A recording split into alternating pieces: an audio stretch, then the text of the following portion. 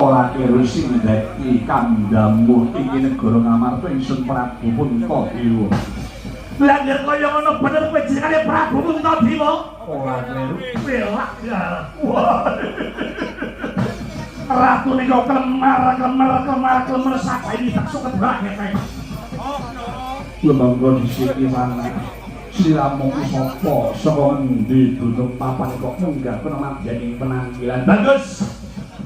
Jaluk ditembungake bae Prabu Puntadewa. Ingsun saka kraton Giribajra klebu adine Koko Prabu Jarasandha. Jenenganku Prabu Hamsa. Hamsa aku Prabu Hamsa. Hamsa aku jenengan Hamsa. Hamsa aku Hamsa.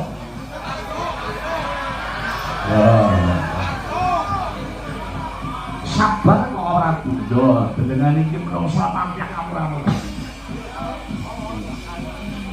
Prabu Hamsa, Yo ora dengali-ngali.